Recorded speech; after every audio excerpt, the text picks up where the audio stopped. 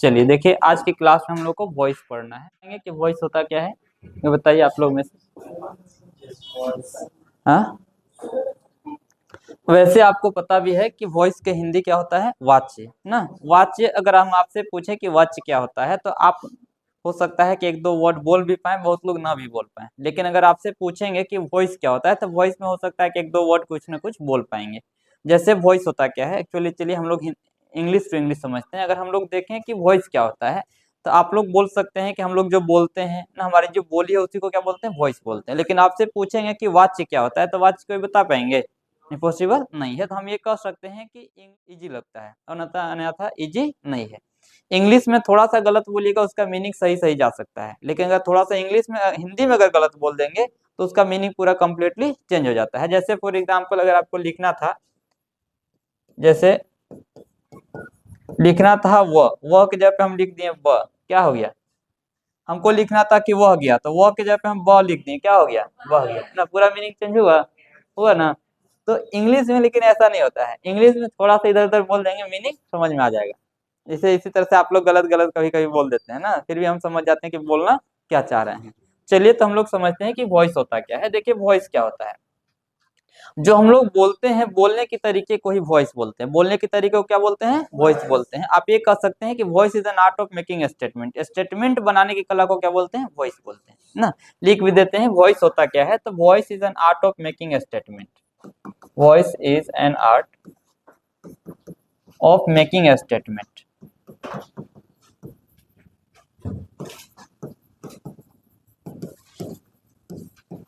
Voice is an art of making statement. Statement बनाने की कला को क्या बोलते हैं, वॉइस बोलते हैं ना। आप कहें कि स्टेटमेंट क्या होता है सर, तो स्टेटमेंट क्या होता है, जो हम लोग बोलते हैं, जो हमारी जो बात है, बात को ही क्या बोलते हैं, स्टेटमेंट बोलते हैं। तो हम जो बोलने की जो हमारी जो कला है उसी कला को क्या बोलते हैं, वॉइस बोलते हैं। वही लिखा हुआ भी है कि voice is an art of making statement. Voice is an art, voice क्या है, कला है किसका, तो बोलने की ना। तो बोलने की कला को ही क्या बोलते हैं, वॉइस बोलते हैं।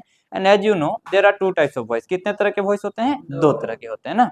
जैसे हम लोग जो बोले कि स्टेटमेंट बनाने की कला को ही क्या बोलते हैं, वॉइस बोलते हैं। तो हम लोग किसी भी स्टेटमेंट को दो वॉइस में रखते हैं। कितने वॉइस में, दो वॉइस। पहला कौन सा होता है, एक्टिव होता है ना। पहला होता है एक्टिव वॉइस, और दूसरा कौन सा होता है, पैसिव वॉइस।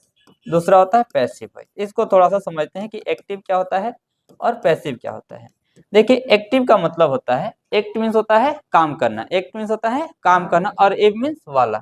एक ऐसा सेंटेंस जिसमें सब्जेक्ट खुद काम करने वाला होगा उसको किस में रखेंगे, एक्टिव वॉइस में।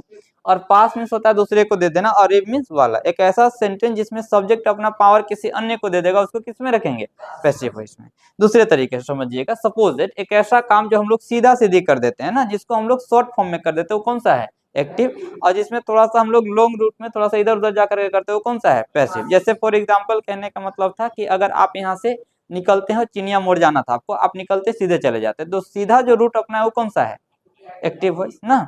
जैसे सपोज दैट कि आप यहाँ से निकलते हैं और आपको जाना था चिनिया मोड़, यहाँ पे चिनिया मोड़ है, आप यहाँ से सीधे चले गए, तो ये कौन सा रूट हुआ, कौन सा है, एक्टिव वाला होगा। लेकिन आपको जाना यहीं पे था, लेकिन अब कहें कि हम ऐसे नहीं जाएंगे, इधर से निकलेंगे चिनिया, उधर रंका मोड़ होते हैं, फिर इधर ज्योति श्री सिनेमा हॉल घूम करके तब आप यहाँ आएंगे, तो ये कौन सा रूट हो गया ना, पैसिव हुआ। तो जो काम सीधा सीधी कर दिया जाएगा उसको किस में रखेंगे, एक्टिव में। और जो काम थोड़ा घुमा फिरा करके किया जाएगा कौन सा है, पैसिव। जैसे एग्जाम्पल, एक और एग्जाम्पल लेते हैं कि राम आम खाता है, राम आम खाता है। ये देखिए तो सेंटेंस सीधा सीधी बोले है कि राम आम खाता है, कौन खाता है, राम। पेट किसका भर रहा है, राम का ना। किसका पेट भर रहा है, राम का। लेकिन इसी सेंटेंस को थोड़ा सा देखते हैं, अलग तरीके से लिखते हैं कि राम के द्वारा आम खाया जाता है। अब इसमें देखिए तो इसमें पेट किसका भर रहा है, राम का ही। इसमें भी बात वही है, पेट किसका भर रहा है, राम का। लेकिन हम लोग क्या किए हैं, बात को घुमा फिरा करके बोल रहे हैं, ये ना कर रहे हैं। तो जो हम लोग शॉर्ट फॉर्म में जिस बात को रख देते हैं वो कौन सा है, एक्टिव। और थोड़ा सा घुमा फिरा करके जो हम लोग बोलते हैं वो कौन सा है, पैसिव। कहने का मतलब यह है कि अगर सीधा सीधी बोल दिया जाए तो कौन सा हुआ, एक्टिव। अगर और अपने तरीके से थोड़ा सा नमक मिर्ची लगा करके उसको झोलदार बना करके पेश कर दिया, वो कौन सा हो गया, आ गया समझ में ना। तो जो शॉर्ट फॉर्म है वो कौन सा है, एक्टिव, और लॉन्ग रूट हो गया वो कौन सा है, पैसिव। तो चलिए हम लोग समझते हैं कि एक्टिव क्या होता है, पैसिव क्या होता है। देखिएगा पहला जो है आपका एक्टिव वॉइस है।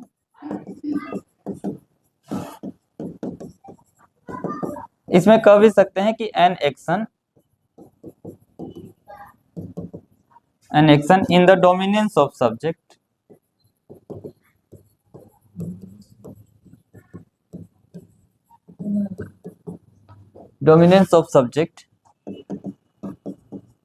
is kept in active voice। Phone आ रहा है किसका, छोड़ दीजिए ना, लिखिए। देखिए लिखा हुआ है कि an action in the dominance of subject is kept in active voice. एक ऐसा सेंटेंस जिसमें सब्जेक्ट आगे आगे होगा उसको किस में रखेंगे, एक्टिव वॉइस में। जिसमें सब्जेक्ट आगे आगे चलेगा उसको किस में रखेंगे, एक्टिव वॉइस में। यही लिखा हुआ भी है कि an action in the dominance of subject is kept in active voice. अच्छा सॉरी, एक्टिव वॉइस ना, यहाँ पे एक्टिव वॉइस होगा।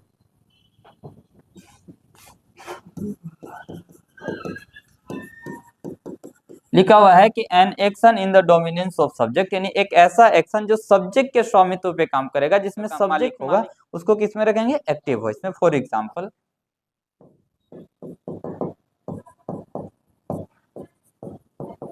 राम आम खाता है, राम आम खाता है। इसको अगर अंग्रेजी में बनाएंगे तो यही बनेगा कि Ram it's a mango, Ram it's a mango, Ram आम खाता है ना। प्रेजेंट का सेंटेंस है।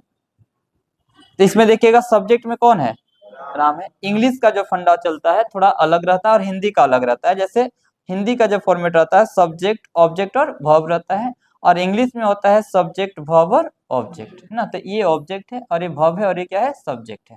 देखिए अब पहला तो देखने की एक्टिव वॉइस क्या होता है, तो एक ऐसा सेंटेंस जिसमें सब्जेक्ट आगे आगे चलता है उसको किस में रखते हैं, एक्टिव वॉइस में। और अगला देखते हैं पैसिव वॉइस में क्या है।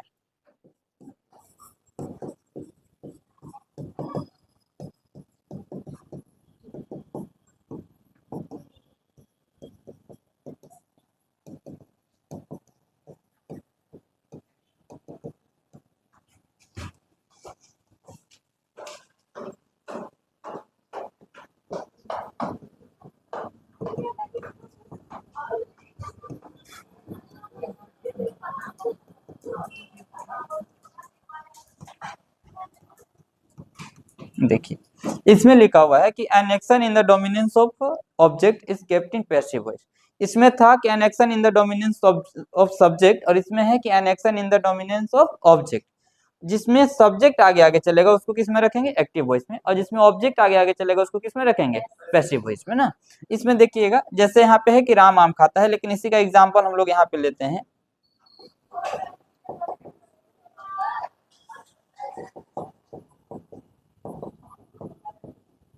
राम के द्वारा आम खाया जाता है।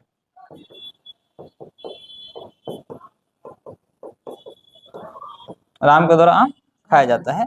अगर इसको हम लोग बनाएंगे तो बनेगा कि a mango is eaten by Ram, a mango is eaten by Ram. अब देखिएगा इसमें पहले कौन था, सब्जेक्ट। सब्जेक्ट के मलिकाना पे काम हुआ है, यानी आगे आगे कौन आया है, सब्जेक्ट। लेकिन इस वाले सेंटेंस देखे तो इसमें आगे कौन आ गया, ऑब्जेक्ट। ए इधर चला गया और ये इधर आ गया, आया ना। तो इसमें ऑब्जेक्ट पहले आ गया। तो एक ऐसा सेंटेंस जिसमें सब्जेक्ट आगे आगे चलेगा उसको किस में रखेंगे, एक्टिव वॉइस में।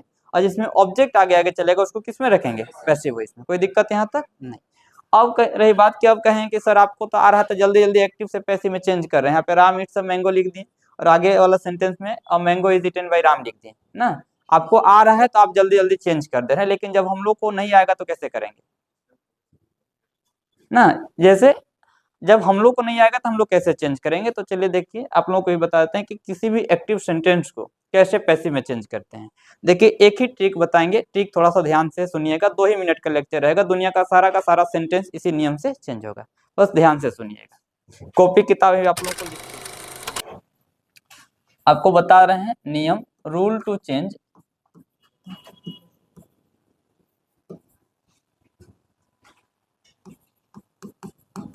Active into passive. Rule to change active into passive. किसी भी एक्टिव सेंटेंस को पैसिव में चेंज करने का जनरली नियम क्या होता है वो बताने जा रहे हैं। देखिए इसमें समझना क्या है, आपको रूल ज्यादा नहीं होता है। Be form plus V3, be form plus V3 is equal to passive. बस पैसिव का नियम बस इतना ही है, ज्यादा नहीं। आपको ध्यान क्या देना है कि बस बी फॉर्म प्लस V3 ही पैसिव का नियम होता है। अगर आपको बी फॉर्म का सही ज्ञान हो गया और उसके साथ V3 लगाने की कला अगर आप सीख जाते तो वही किसका नियम है, पैसिव का है। इससे ज्यादा कोई रूल नहीं है। लेकिन सबसे पहले आपको जानना होगा कि बी फॉर्म होता क्या है। आप लोगों को पहले ही बताया गया है कि बी फॉर्म का 5 फॉर्म होता है। कौन कौन सा? तो V1 होता है, V2 होता है, V3 होता है, V4 और V5 होता है। और इसमें कौन कौन आते हैं देखिए। इसमें बी फॉर्म का फर्स्ट फॉर्म होता है बी, एम और आर, वर्ब का फर्स्ट फॉर्म है। सेकेंड फॉर्म क्या होता है, वाज एंड वर होता है, was and were. Third form क्या होता है, बीन, बीन। और फोर्थ फॉर्म क्या होता है, बीइंग। और पांचवा क्या होता है, इज। ये देखिए बी फॉर्म का पार्ट है। बी फॉर्म के किसी भी पार्ट में अगर आप V3 लगा देते हो तो सेंटेंस किसका होगा, पैसिव। किसका होगा, पैसिव का होगा। हाँ, कभी कभी हम लोग एडजेक्टिव वगैरह भी मानते हैं बी फॉर्म के साथ। अगर कहीं V3 दिखाई देता है तो कभी कभी एडजेक्टिव का काम करता है। लेकिन जनरली जो सेंटेंस बी फॉर्म के बाद अगर कहीं V3 दिखाई देगा तो सेंटेंस किसका होगा, पैसिव का होगा। इसके बाद अगर कहीं आप V3 दिखते हैं तो सेंटेंस किसका होगा, पैसिव का होगा। अब देखिएगा, ये तो हम लोग जान गए कि बी फॉर्म का पार्ट कितने होते हैं, 5 होते हैं ना। कौन कौन सा, V1, V2, V3, V4 और V5। अब रही बात कि अब इससे हम लोग सेंटेंस को कैसे पैसिव में चेंज करेंगे, तो इसके लिए एक आपको थोड़ा सा गेम जानना। क्रिकेट का खेल सब लोग जानते होंगे ना, मोस्टली लोग सब लोग खेलते भी हैं ना। तो क्रिकेट का खेल हम दिखाते हैं यहाँ पे कि क्रिकेट का खेल के माध्यम से आप किसी भी सेंटेंस, एक्टिव सेंटेंस को पैसिव में कैसे चेंज कर पाएंगे, वो आपको चीजें बताया जा रहा है। देखिए, क्रिकेट कहाँ खेला जाता है, स्टेडियम पे नहीं, पिच पे खेला जाता है ना। कहाँ खेला जाता है, पिच पे। तो सपोज दैट के पीछे पिच पे आप लोग देखते हैं कि 2 जगह विकेट होती है, यहाँ भी विकेट होता है और यहाँ भी होता है ना। मान लेते हैं ना, मैथ बनाते हैं ना आप लोग, तो मैथ में लिखते हैं ना कि माना कि यस। मना करने गए हैं कभी, नहीं ना। तो थोड़ा देर के लिए अंग्रेजी में भी मान लीजिए कि माना कि ये क्या है, पिच है। और पिच पे 2 जगह विकेट होता है, तो यहाँ भी 2 जगह विकेट होता है। लेकिन जो बैट्समैन का काम करता है, जो स्ट्राइक पे होता है, उसको क्या बोलते हैं, स्ट्राइकर। जो स्ट्राइक पे होता है उसको क्या बोलते हैं, स्ट्राइकर बोलते हैं। और जो नॉन स्ट्राइक पे होता है उसको क्या बोलते हैं, नॉन स्ट्राइकर बोलते हैं। क्या बोलते हैं इसको, नॉन स्ट्राइकर बोलते हैं। ठीक है, तो जो स्ट्राइक होता है क्या बोलते हैं, स्ट्राइकर। और जो नॉन स्ट्राइक पे होता है उसको क्या बोलते हैं, नॉन स्ट्राइकर ना। अभी देखिएगा, बीच में पूरा स्टेडियम इधर खाली रहेगा, नहीं ना, पूरा फील्ड तो खाली नहीं रहेगा। बीच में फील्डर भी कोई करेंगे तो फील्डिंग का भी कोई काम करेगा। तो फील्डिंग का काम कौन करेगा, बी फॉर्म प्लस V3। कौन करेगा, बी फॉर्म प्लस V3, ये आपका फील्डर रहेंगे ना। पहला स्ट्राइक पे जो रहेगा उसको क्या बोलेंगे, स्ट्राइकर। और जो नॉन स्ट्राइक पे रहेगा उसको क्या बोलेंगे, नॉन स्ट्राइकर ना। दूसरा काम, अब देखिएगा, और इसमें फील्डिंग का काम कौन करेंगे, बी फॉर्म प्लस V3। लेकिन एक और बात ध्यान दीजिएगा कि जैसे आप अपना जैसे खेल खेलते वैसे नहीं खेलना है ना। 4 रन और 6 रन इसमें नहीं मारना है। बस मारना है तो कितना रन, एक एक रन ना, एक एक रन लेना है। कितना रन लेना है, एक एक रन लेना है। तो जब गेम स्टार्ट होगा तो आपको रन कितना लेना है, केवल एक ही रन लेना है। 2 रन 3 रन ऐसे नहीं लेना है, बस लेना कितना है, एक एक रन लेना। तो जब सपोज दैट कि जब गेम स्टार्ट होगा तो जब स्ट्राइकर मारेगा बॉल और 1 रन लेना होगा तो ये कहाँ चला जाएगा, नॉन स्ट्राइकर के पास। और नॉन स्ट्राइकर कहाँ आ जाएगा, स्ट्राइकर के पास। स्ट्राइकर कहाँ जाएगा, नॉन स्ट्राइकर के पास। और नॉन स्ट्राइकर कहाँ जाएगा, स्ट्राइकर के पास। तो पहला काम आपको यही करना है कि स्ट्राइकर को कहाँ ले जाना है, नॉन स्ट्राइकर पे। और नॉन स्ट्राइकर को कहाँ ले आना है, स्ट्राइकर पे।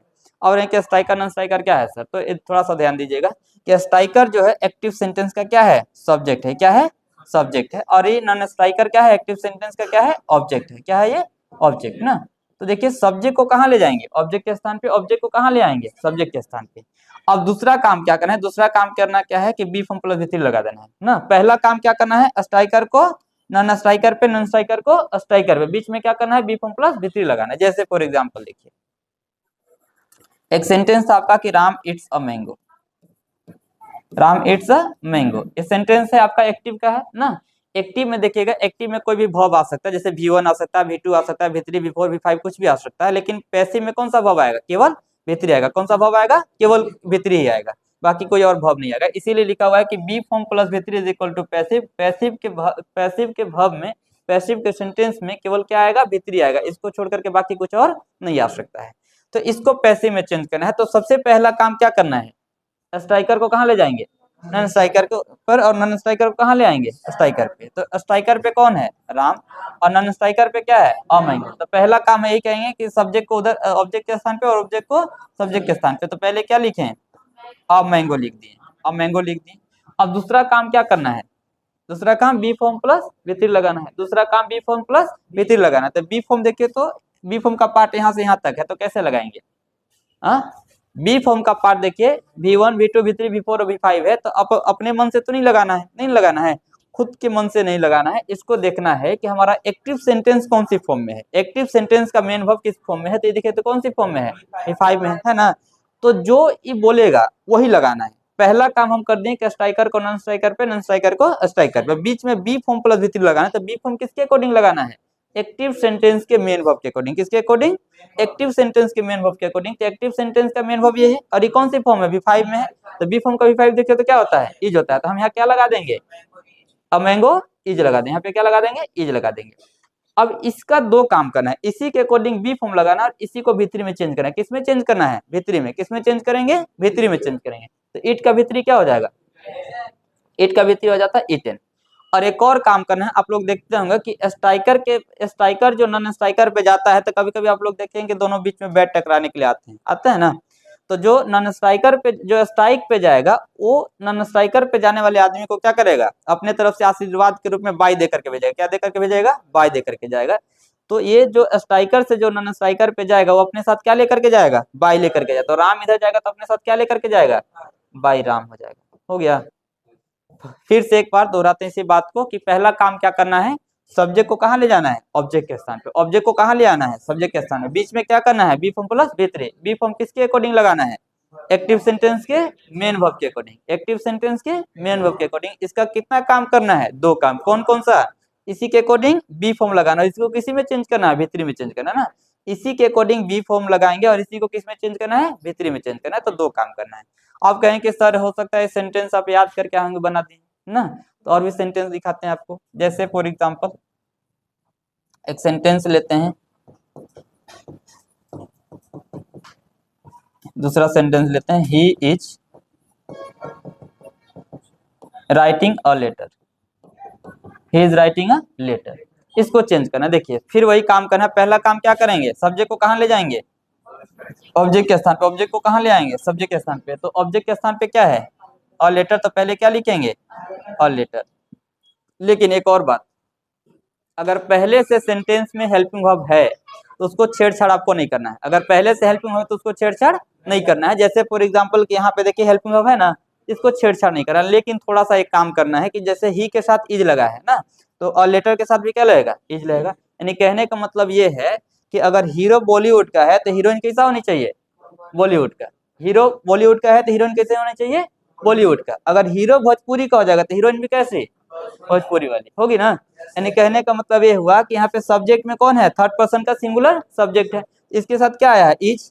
और यहाँ पे अ लेटर भी थर्ड पर्सन का सिंगुलर सब्जेक्ट हुआ, तो अ लेटर के साथ भी क्या लगेगा? इज लगेगा। तो यहाँ भी क्या लगेंगे? इज। हमारा तो मेन मतलब किससे है? मेन वर्ब से है। ये कौन सी फॉर्म में है? पहला काम कर दिए। दूसरा काम क्या करना है? बी फॉर्म प्लस V3 लगाना है। तो कौन सी फॉर्म में है? आईएनजी वाली फॉर्म है, बिफोर है। तो बी फॉर्म का बिफोर क्या होता है? बिंग। तो हम यहाँ पे इसको लगाएंगे, बिंग लगा दिए। और इसका एक और काम करना है, इसको किसमें चेंज करना है? V3 में। तो राइट का V3 क्या हो जाएगा? रिटर्न हो जाएगा। और ही जाएगा तो अपने साथ क्या लेकर के जाएगा? बाय। तो ही का ऑब्जेक्टिव केस क्या होता है? हिम हो जाता है। होता है ना। यानी वर्ब से पहले ही और वर्ब के बाद जाएगा तो हिम। कोई दिक्कत यहाँ तक नहीं है? बन जाएगा? कोई दिक्कत है? नहीं। अच्छा, ये तो इस तरह का सेंटेंस आपसे बन जाएगा। इस तरह का सेंटेंस आपसे बन जाएगा, कोई दिक्कत नहीं है। लेकिन अगर सपोज दैट कि इससे थोड़ा सा हाई लेवल का सेंटेंस हो जाए तो उसको कैसे बनाएंगे? बाकी इस तरह का अगर सेंटेंस रहेगा सब इसी ट्रिक से बनेगा। सब्जेक्ट को ले जाना है, ऑब्जेक्ट के स्थान पे ऑब्जेक्ट को ले आना है, सब्जेक्ट के स्थान में बीच में क्या करना है? बी फॉर्म प्लस V3 लगा देना है। कोई दिक्कत नहीं है। लेकिन वाटर, एक सेंटेंस लेते हैं, bring a glass of water. Bring a glass of water. इस सेंटेंस को कैसे बनाएंगे? और भी बहुत सारा सेंटेंस बना सकते हैं, जैसे speak English, please help me, please help me. इस तरह के सेंटेंस को कैसे बनाएंगे? अब कहेंगे सर आपका रोल तो फ्लॉप कर गया ना। ऐसा नहीं है, फ्लॉप नहीं करेगा। अभी इसमें भी ट्रिक बता दे रहे। देखिए आपको हो सकता है पहले भी आप लोग पढ़े हैं, आपको याद भी होगा कि ऐसे सेंटेंस जो V1 से स्टार्ट होते हैं, जो सेंटेंस V1 से स्टार्ट होते हैं, उस तरह के सेंटेंस को क्या बोलते हैं? Imperative sentence. कौन सा सेंटेंस बोलते हैं? इंपेरेटिव सेंटेंस बोलते हैं। कौन सा सेंटेंस हुआ? Imperative sentence. और इंपेरेटिव सेंटेंस में आपको पता भी है कि 2-3 चीजें आता है, कौन कौन सा? ऑर्डर, कौन सा? ऑर्डर, दूसरा रिक्वेस्ट, और तीसरा क्या आता है? एडवाइस। आता है ना? तो कुछ नहीं करना। अगर इस तरह का सेंटेंस आ जाएगा तो करना क्या है कि अगर सेंटेंस सपोज की ऑर्डर है तो पहला क्या करना है, आपको इतना चीजें लिखना है कि यू आर ऑर्डर्ड टू, और जो बाकी जो सेंटेंस रहेगा वही लिख देना है। तो you are ordered to bring a glass of water, you are ordered to speak English ना, you are ordered to help me. अगर सपोज दैट कि सेंटेंस ऑर्डर था तो यू आर ऑर्डर्ड टू के बाद बाकी जो सेंटेंस रहेगा वही सेंटेंस लिख देना है। पहला तरीका। दूसरा तरीका बता रहे हैं, अगर ये ऑर्डर नहीं बल्कि रिक्वेस्ट रहेगा तो क्या लिखेंगे? यू आर रिक्वेस्टेड टू, बाकी जो सेंटेंस रहेगा वही लिख देना है। अगर सपोज दैट कि एडवाइस रहेगा तो क्या लिखेंगे? यू आर एडवाइज्ड टू ना, बाकी जो सेंटेंस रहेगा वही लिख देना है। तो ये तो दूसरा तरीका हो गया ना। लेकिन हमारी जो तरीका है स्ट्राइकर नॉन स्ट्राइकर वाला, वो भी ट्रिक इसी में आएगा। देखिएगा, सपोज दैट कि अगर आप इतना काम नहीं करते हैं तो इसके बदले में क्या करना है? इतना जो ताम झाम किए हैं इसके बदले में आप लेट लगा दिए। क्या लगा देंगे? लेट। क्या लगाना है? लेट लगाना है। अब देखना है कि इसमें देखिए तो ऑब्जेक्ट में क्या है? वर्ब के बाद क्या है? अ ग्लास ऑफ वाटर, तो अ ग्लास ऑफ वाटर इधर लिख दिए, तो अ ग्लास ऑफ वाटर। और ये कौन सा वर्ब है? V1। तो बी फॉर्म का V1 कौन कौन होता है? देखिए बी फॉर्म का V1 कौन कौन होता है? बी, एम और आर। लेकिन देखिएगा, अगर मेन वर्ब के पहले कोई हेल्पिंग वर्ब अगर है तो क्या लगेगा? बी। और अगर बी फॉर्म के बाद हेल्पिंग वर्ब अगर नहीं है तो क्या लगेगा? एम और आर दोनों से कोई एक लगेगा नॉर्मल सेंटेंस में। लेकिन इंपेरेटिव सेंटेंस में केवल क्या लगेगा? बी लगेगा। इंपेरेटिव सेंटेंस में क्या लगेगा? बी लगेगा, क्योंकि यहाँ पे लेट लगा हुआ है पहले से।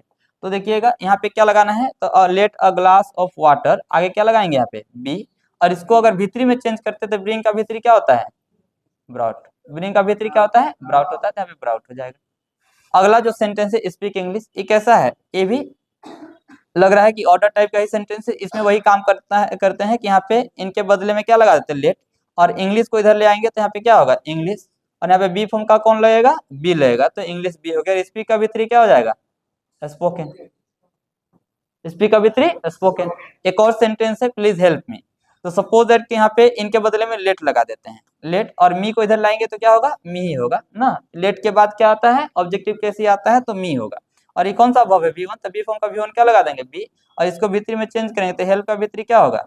हेल्प बन जा रहा है। यानी कौन सा ट्रिक अप्लाई हो रहा है? Striker, non striker. एक पहला तरीका ये भी हो गया और दूसरा तरीका ये हो गया। लेकिन सपोज दैट कि एग्जाम में दोनों ऑप्शन में आ गया, तो सपोज दैट कि सेंटेंस ये वाला था और ऑप्शन नंबर ए में आ गया you are order to bring a glass of water, और दूसरा आ गया बी नंबर ऑप्शन में आ गया कि let a glass of water be brought, तो दोनों में से कौन सही माना जाएगा?